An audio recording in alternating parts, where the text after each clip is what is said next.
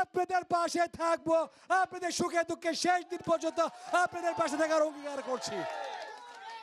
আজকে আমি বলতে চাই, বসন্তের কোকিল অনেকেই আসবে, সুদীর্ঘ 100 বছরের সম্পর্ক আপনাদের সাথে।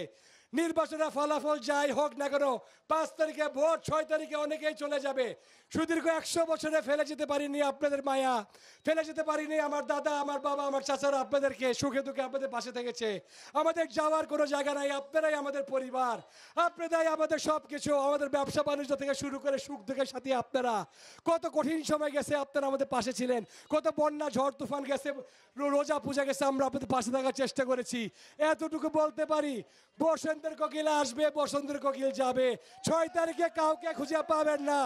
আমরা কথা দিচ্ছি, সুদীর্ঘ 100 বছর আপনাদের সাথে ছিলাম, আছি, থাকবো ইনশাল্লাহ জীবনের শেষ দিন পর্যন্ত। আজকে আমি দৃঢ়ভাবে বলতে চাই, সময় এসেছে আজকে ভালোবাসার মূল্যায়ন করার।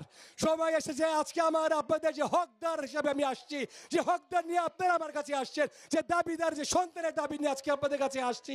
আসুন, দল না, জাতি না, ধর্ম না, বর্ণ না, সব কিছুর ঊর্ধ্বে আজকে মাধবপুরের মানুষ, মাধবপুরের আপনাদের শাহজাহান সাহেবের পক্ষে এইবার দেখবেন 5 তারিখে ঘোড়া মার্কার জোয়ার সারা বাংলাদেশে। তাই আমি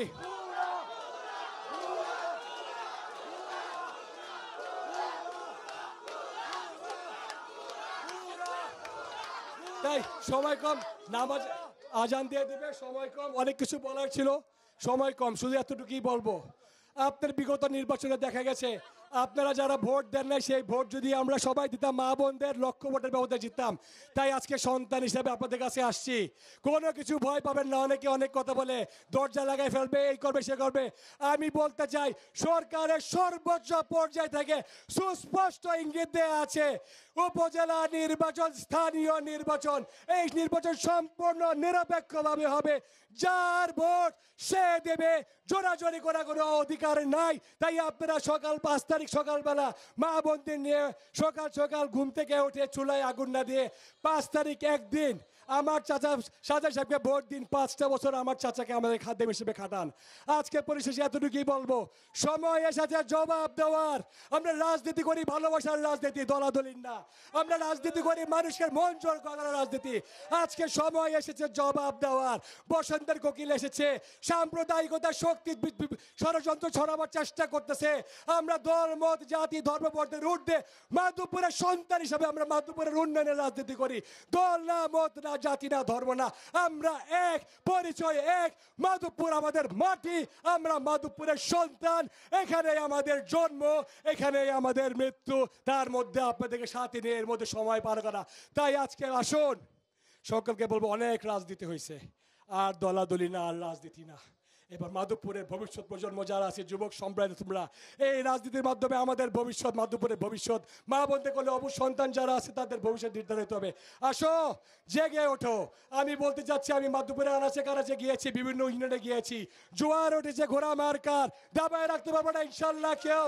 আসুন, বড় ইউনিয়নের মানুষ, ফয়সাল সাহেবের সন্তান হিসাবে, আপনাদের সন্তান হিসাবে, আপনাদের ভাই হিসাবে, আমি হকদার হিসেবে দাবি করে আজকে ভোট চেয়ে গেলাম।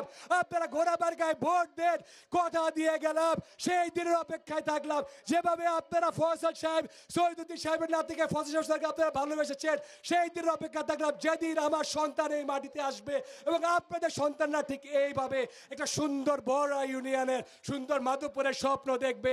সেই আশাবাদ ব্যক্ত করে সকলকে আবারও এই অল্প সময়ের মধ্যে এত কষ্ট করে ত্যাগ স্বীকার করে আসার জন্য শেষবারের মতো 5 তারিখ একদিন কষ্ট করে ভোট দেন, ভোট পাহারা দেন। 5 বছরের জন্য আমাদেরকে 100 বছরের সম্পর্ককে 105 বছর করেন। এই সম্পর্ক আদায় করে বিদায় নিচ্ছি।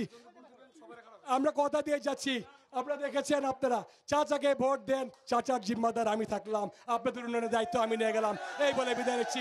সকলকে ধন্যবাদ। আসসালামু আলাইকুম।